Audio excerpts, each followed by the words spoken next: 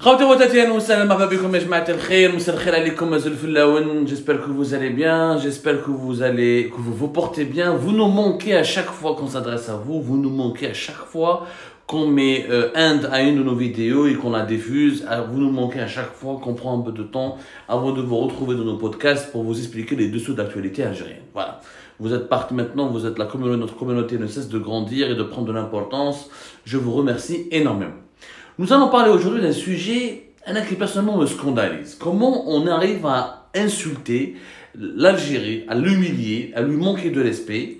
Et malheureusement, nos dirigeants sont complices de cette humiliation qui nous est infligée. Cette humiliation nous est infligée dans le dossier du groupe Stellantis, ce que les Algériens et les Algériens ne connaissent peut-être pas très bien ce groupe Stellantis, parce qu'ils connaissent beaucoup plus Fiat ou la Peugeot. Alors, à la belle comme le groupe Stellantis, bon, à la belle comme je parle avec beaucoup d'Algériens, mais à la belle comme ils ne savent pas très bien de quoi il s'agit, parce que maintenant on parle de Fiat Algérie, Fiat Algérie, etc. Or, Fiat n'existe pas en tant que Fiat.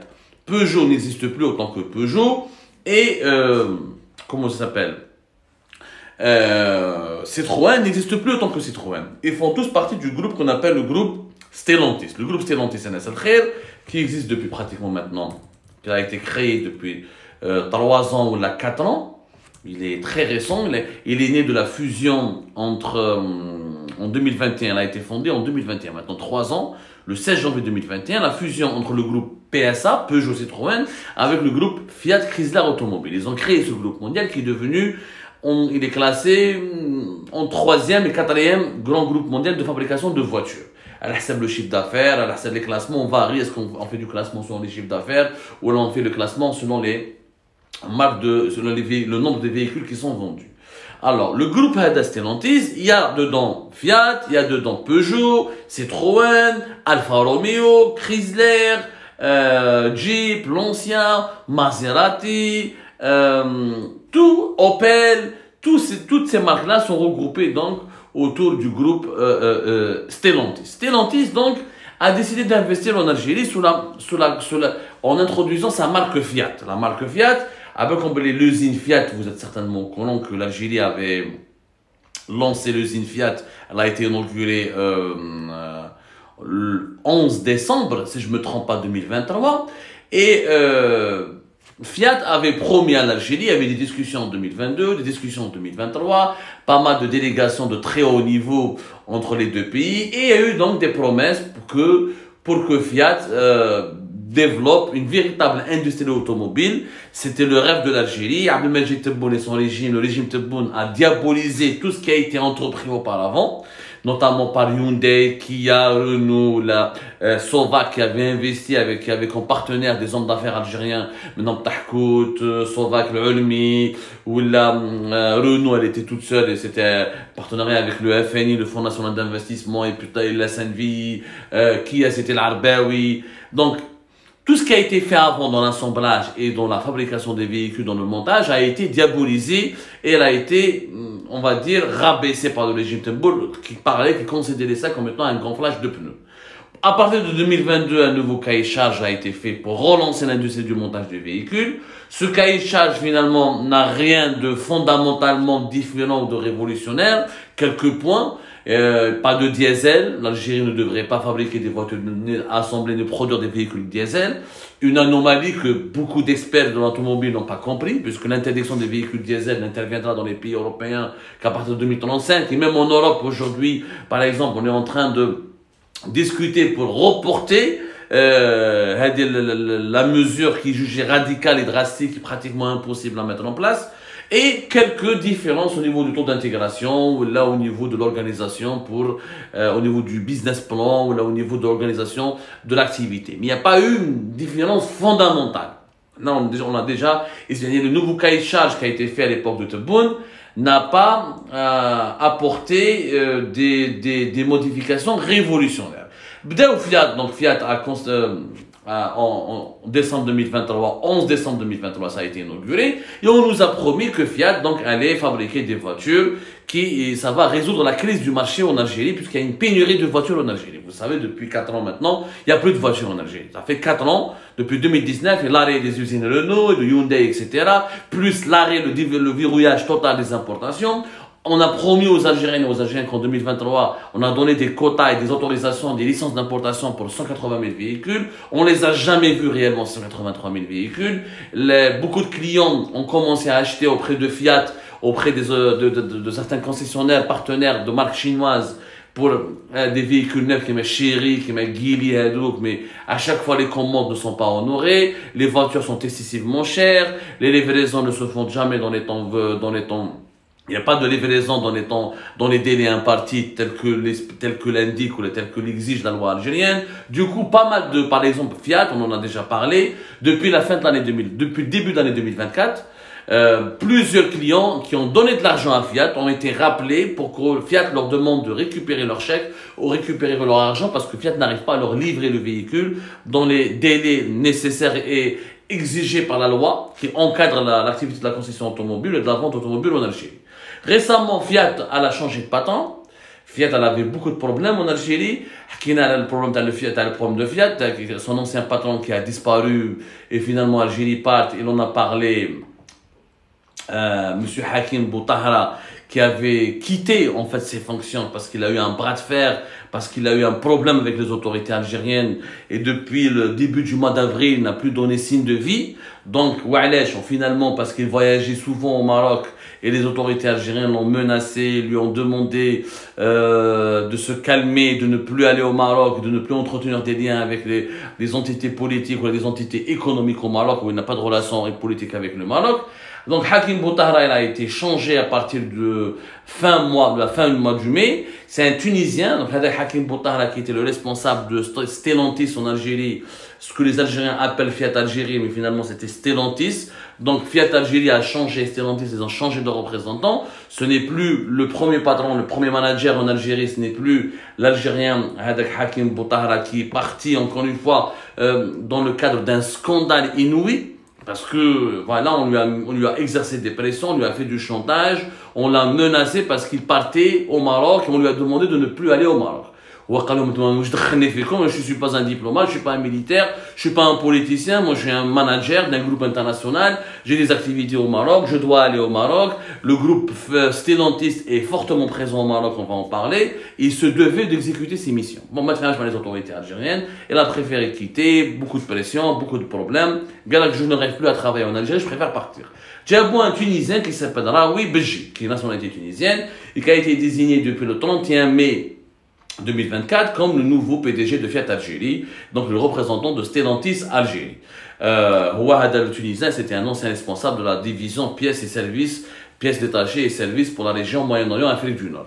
Bon, la division Stellantis, là, les projets développés en Algérie par le groupe, par le géant mondial Stellantis, parce que quand même c'est le 3e ou 4e grand groupe mondial de fabrication de voitures, et les projets relèvent de la division, justement, de la division Moyen-Orient, Afrique du Nord, la région MENA, dont le responsable est un certain Samir Sherfan.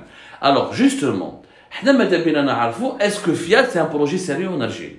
Dernièrement, Fiat a annoncé, c'était à peine il y a 5 jours, je crois, c'était le 13 et 14 juin dernier, Fiat a promis d'accélérer la production de son usine à Oran, parce qu'il y a eu beaucoup de polémiques. Le responsable de Fiat Algérie a été changé. Il y a eu un scandale, il y a eu des rumeurs sur des vols de matériaux, des composants et de moteurs qui ont été démontés, qui n'ont jamais été vérifiés. La livraison des voitures les délais n'ont jamais été respectés. Les clients qui sont mécontents. Et la pénurie des voitures neuves en Algérie, des voitures tout court, se pose toujours avec acuité. Ce problème n'a pas été réglé. Fiat a réagi, c'est bon, nous avons un rythme de production de 46 voitures par jour. Et depuis décembre jusqu'à aujourd'hui, depuis décembre 2023 jusqu'à la mi-juin 2024, Fiat Algérie produisait 46 voitures par jour. C'est de l'assemblage avec un taux d'intégration. Normalement, la loi algérienne leur demande au bout de la première année de dépasser au moins 10% de taux d'intégration. Fiat s'est engagé à le faire. C'est très facile d'atteindre 10% de taux d'intégration. L'usine de Renault, par exemple, qui a été faite en 2014 en Algérie, qui a travaillé jusqu'à pratiquement 2019, elle avait réussi à avoir un taux d'intégration en moyenne de 25%. Mais on a préféré fermer Renault et donner la chance et traiter avec Fiat, qui ne va commencer qu'avec 10%, alors qu'il avait déjà un projet industriel de fabrication de voitures à hauteur, avec un taux d'intégration de plus de 20%. Et regardez les dirigeants algériens, ils sabotent un projet qui marche pour lancer un projet dont on sait même pas s'il va marcher. Il ne marche pas, vous allez voir pourquoi. Donc on fabrique, on produit, Fiat, que 46 voitures par jour. On est un pays de 47 millions d'habitants, et la seule usine de montage de véhicules qui existe en ce moment, qui est fonctionnelle en Algérie, alors qu'on a fermé toutes les autres usines qu'il y avait, Thiers à Hyundai, Kia à Betna, Renault à Oran, Volkswagen à Gleason, pour confier tout le marché à Fiat qui fabrique 46 véhicules. Comment, avec 46 véhicules par jour, on peut satisfaire un marché qui a besoin de plus de 1 million de voitures? Ça fait 5 ans que le pays est verrouillé, il est bloqué.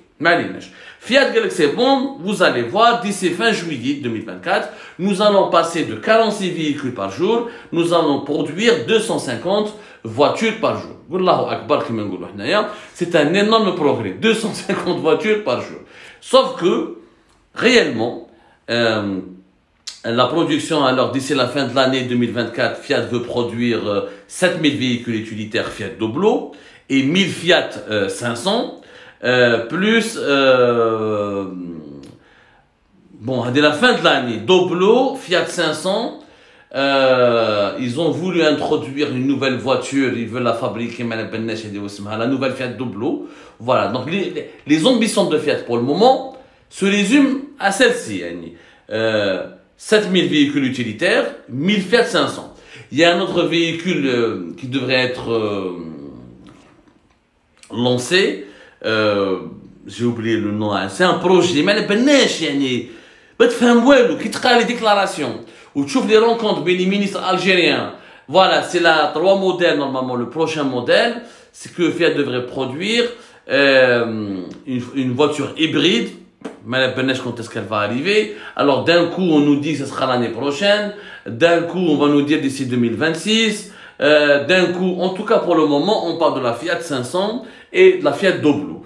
La Fiat Tipo, qu'on nous a promis qu'elle allait être fabriquée en Algérie. Pour le moment, je suis fini.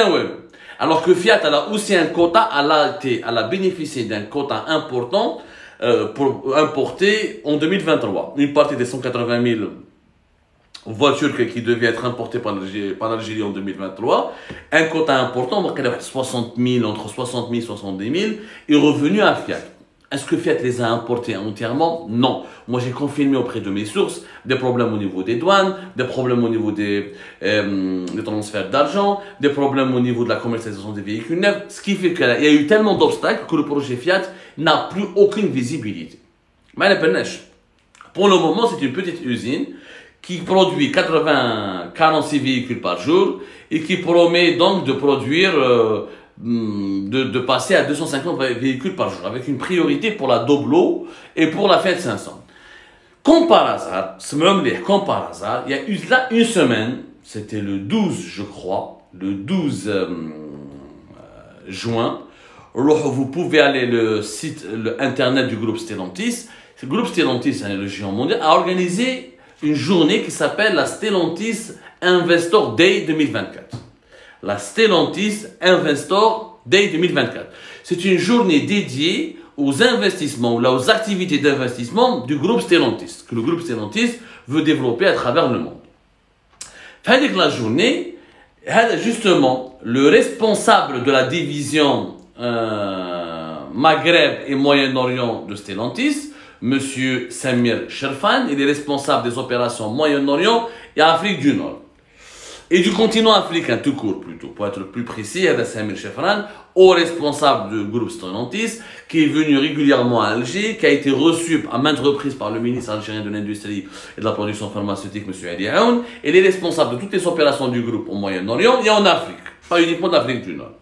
Et bien, ils ont donné, avec la journée consacrée aux investissements du groupe Stellantis pour l'avenir, ils ont parlé des ambitions du groupe Stellantis, et comment il va voir, comment il va développer ses activités. Et bien, tenez-vous bien, le groupe Stellantis, c'est-à-dire, veut domicilier 80% de sa production de voitures en Turquie et au Maroc. Dans la région Afrique et Moyen-Orient, 80% des véhicules qui seront produits par le groupe, par les marques de groupe Stellantis, à savoir notamment Peugeot, Citroën et Fiat, seront produits au Maroc et en Turquie. C'est pas moi qui le dis, c'est le groupe Stellantis dans un communiqué officiel sur son site internet qui résume les enjeux, les travaux de cette journée consacrée à l'investissement futur entre 2026 jusqu'à 2030 pour le groupe Stellantis.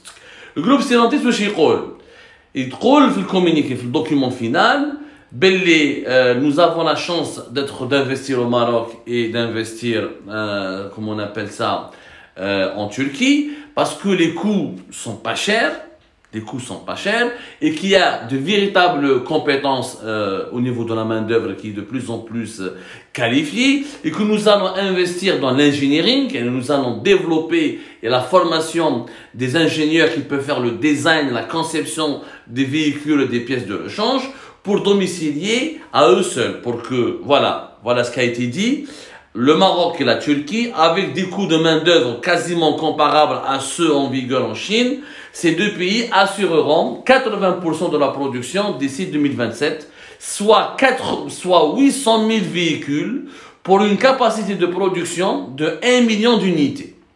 Au total, 17 gammes de voitures couvrant tous les segments clés, berlines compactes, SUV, véhicules utilitaires, seront produites localement afin de capter plus de 80% du potentiel de profit. 90%, c'est-à-dire que 80% des 800 000, du 1 million de voitures que le groupe Stellantis veut fabriquer sur le continent africain et au Moyen-Orient seront locales et seront fabriquées et produits depuis le Maroc et la Tunisie. Et grâce à cette stratégie, le groupe Stellantis va se faire de l'argent puisque 90% du potentiel du profit sera réalisé. Grâce à la Turquie au Maroc, où il y a des ingénieurs qualifiés, il y a déjà des usines qui sont fonctionnelles, il y a déjà une capacité de production importante, et grâce aux investissements de Stellantis dans la formation des ingénieurs, dans le développement et dans le transfert de technologie, dans le développement du savoir-faire dans l'industrie de la voiture, et Stellantis veut devenir leader.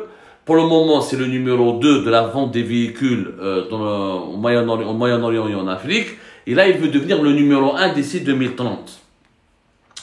Il faut savoir que l'approvisionnement local, c'est-à-dire que 90% des voitures qui seront vendues d'ici 2030 par le groupe Stellantis en Afrique et au Moyen-Orient devront être fabriquées au Moyen-Orient et en Afrique. Et donc 80% de toutes ces voitures seront fabriquées en Turquie et au Maroc. Pas un mot, je dis bien, pas un mot n'a été consacré par Stellantis ni par son responsable Samir Sherfan, le responsable des opérations en Afrique et au Moyen-Orient. Pas un mot n'a été consacré à l'Algérie. Je dis bien pas un mot. Le groupe Stellantis n'a pas dit un mot sur ce qu'il veut faire en Algérie, sur ses investissements en Algérie, sur ses ambitions en Algérie. On parle que du Maroc et de la Turquie. Si vous ne me croyez pas, je vous le site internet du groupe Stellantis.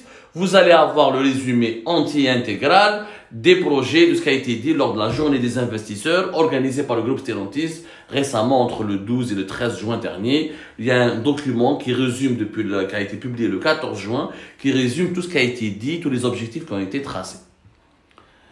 Marrakech. Il y a des objectifs pour Stellantis pour se positionner au Moyen-Orient, pour conquérir le marché de l'Afrique du Sud, le marché sud-africain qui est le marché le plus important au continent africain, et tous les investissements les plus importants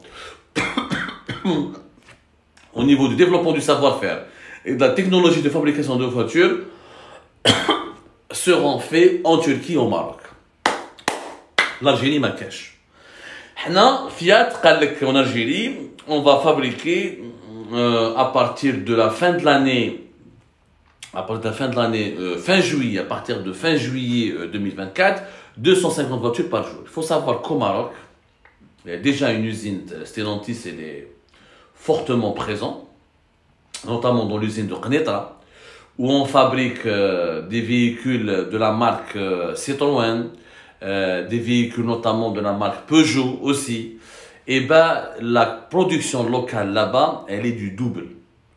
Elle est double. C'est-à-dire qu'au Maroc, on va fabriquer, pour le moment, on continue de fabriquer plus de 540 voitures par jour.